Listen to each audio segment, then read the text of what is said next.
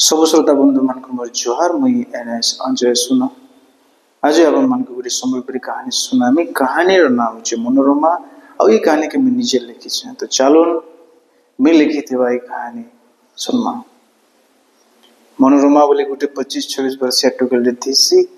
जे कि हर मासे जेल खाना मन जई करी सेरा किछ कैदी मान को भेटी करी तांको विशेष करी दुईटा प्रश्न पचरुथि सी से प्रश्न दुईटा हला से माने किन किन कारण लगी से माने करथिबा अपराधटा कले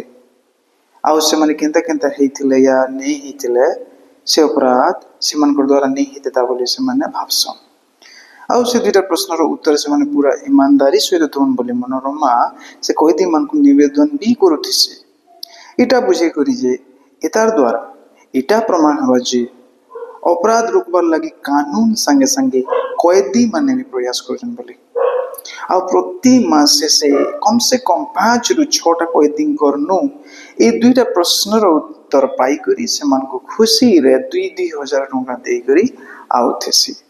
आउ तारी काम के पुलिस अधिकारी माने भी समर्थन करुथसन ए तार अलावा मनोरमा प्रति मासे चेन गारे या शहर रे किछि विशेष कार्यक्रम हेउथबार जानुथिसी सेन जे करी सेनर संचालक मान को निवेदन करी कि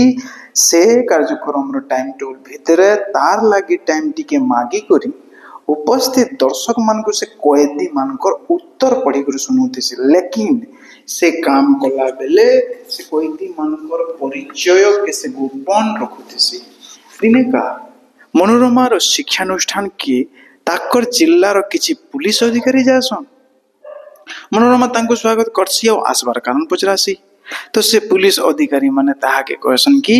किछि दिन परे ताकर जेल स्थापित हवार 50 बरस पूर्वार थिसी तो जेल रे गोल्डन जुबली पालन हवार थिसी आउ समाज रो अपराध दूर करवार दिगरे अवदान लागि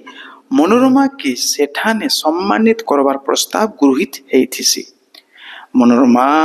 इटा जानी कर बहुत खुशी हेसी और बहुत खुशी रे सहित से प्रस्ताव के ग्रहण करसी कहानीटा सरला आशा करछे आपन कोई कहानी भल लागिथिबो जोहार।